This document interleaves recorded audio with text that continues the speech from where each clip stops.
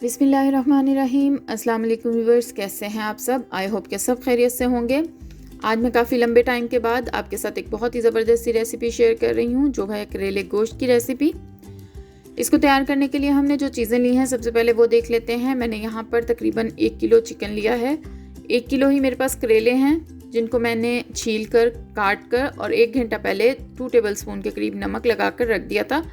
अगर आपके पास घर में कहीं धूप आ रही हो तो आप इसको धूप में रख सकते हैं। मेरे पास घर में कहीं भी धूप नहीं आती, तो मैंने इसलिए इसको इसी तरह से रख दिया है। आलू लिए हैं मैंने यहाँ पर 3 अदद। ऑयल हाफ कप से थोड़ा सा ज़्यादा ही जाएगा बल्कि इसमें।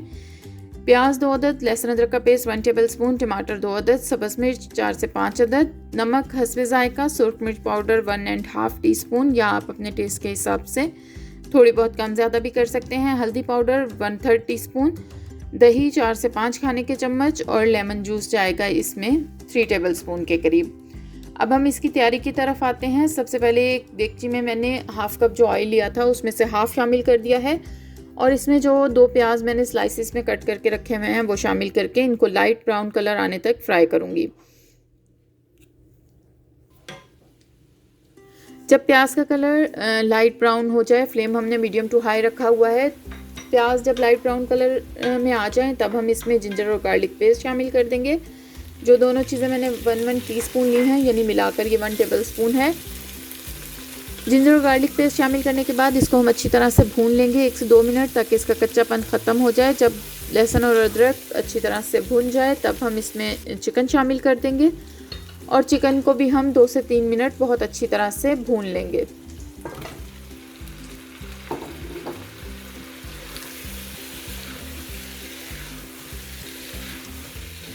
दो से 3 मिनट अच्छी तरह से चिकन को भूनने के बाद जब चिकन का कलर जो है वो थोड़ा सा चेंज हो जाए हमारे पास, और ये अच्छी तरह से भुन जाए मसाले में, तब हम इसमें टमाटर और सब्ज़ मिर्चें जो हमने काट कर रखी हैं, 2 टमाटर लिए हैं मैंने यहाँ पर, और 4 से 5 सब्ज़ मिर्चें, वो शामिल कर देंगे। 1 से 2 मिनट मज़ीद इसको पकाएंगे हम।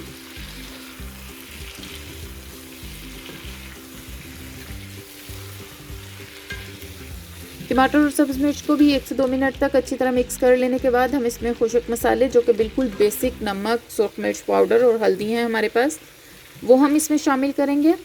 नमक आप अपने टेस्ट के हिसाब से ले सकते हैं। मैंने यहाँ पर नमक भी 1.5 टीस्पून लिया है, और सुरख मिर्च पाउडर भी मैंने 1.5 टीस्पून ही इस्तेमाल की है। आप ये दोनों चीज़ें अपने टेस्ट के हिसाब से एडजस्ट कर सकते हैं। और उसके बाद मैंने 1/3 टीस्पून हल्दी शामिल की है इसमें। इन तीनों चीज़ों को शामिल करने के बाद हम मसाले को अब 5 से 6 मिनट अच्छी तरह से हल्का हल्का सा पानी का छींटा देकर भूनेंगे, ताकि मिर्चें वगैरह जो हैं वो अच्छी तरह से भुन जाएं हमारे पास, और टमाटर भी जो हैं वो अच्छे से गल जाएं। अच्छी तरह से इस मसाले को भून लेने के बाद फिर हम इसमें थोड़ा सा पानी शामिल करेंगे, जो कि मैंने यहाँ पर सिर्फ हाफ कप के करीब शामिल किया है। यहाँ पर हमें 5-6 मिनट हो गए हैं मसाले को भूनते हुए। आप देख सकते हैं टमाटर हमारे पास गल गए हैं, मसाला जो है वो भुन गया है, गोश्त गलना शुरू हो गया है, लेकिन ज़ाहिर सी बात है कि इतनी जल्दी ये गला नहीं है। मैं इसमें इसीलिए हाफ कप पानी शामिल करूँगी, और पानी शामिल करके मैं इसको मीडियम फ्लेम पर 10 से 15 मिनट तक पकाऊँगी, ढक्कन ढककर, ताकि जो गोश्त है वो अच्छी तरह से गल जाए। सिर्फ हाफ कप पानी मैंने यहाँ पर शामिल किया है।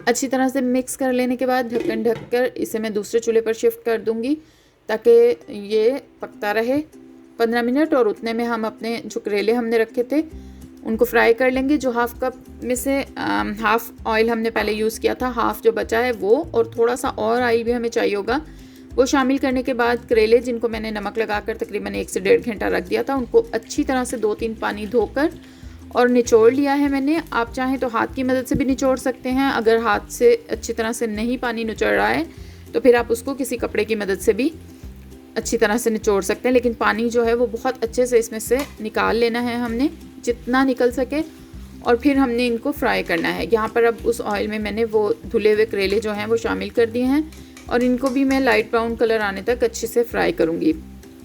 इस तरह से करने से करेलों की जो कड़वाहट है वो काफ़ी हद तक ख़त्म हो जाती है। करेले हमारे पास फ्राई हो रहे हैं, गोश्त जो है वो गल रहा है, दूसरी तरफ पक रहा है। इसको बीच बीच में हम चम्मच चलाते रहेंगे चिकन में भी, ताकि जो मसाला है हमारा वो नीचे ना लग जाए।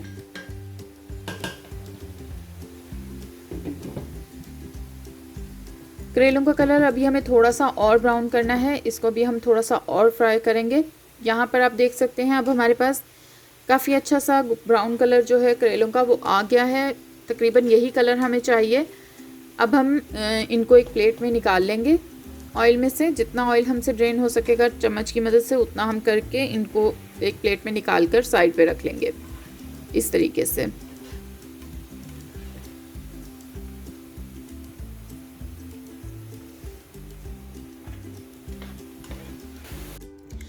सारे करेले ऑयल में से निकाल लेने के बाद जो ऑयल हमारे पास बच गया है इसमें जो हमने 3 अदद आलू काट कर रखे थे, 3 या 4 जितने आपको पसंद हों आप डाल सकते हैं, कोई फिक्स मेजरमेंट नहीं है। वो आलू हम इसमें शामिल कर देंगे और इनको भी मैं अच्छे से इसी ऑयल में फ्राई कर लूँगी। चिप्स की तरह जो है वो आलू हमारे पास उस शक्ल में आ जाएंगे। लाइट सा इनका किनारा जो है वो ब्राउन हो जाए। तकरीबन 6 से 7 मिनट हम इसे ऑयल में मीडियम फ्लेम पर ही फ्राई करेंगे और फिर हम इसे भी चिकन में शामिल करेंगे।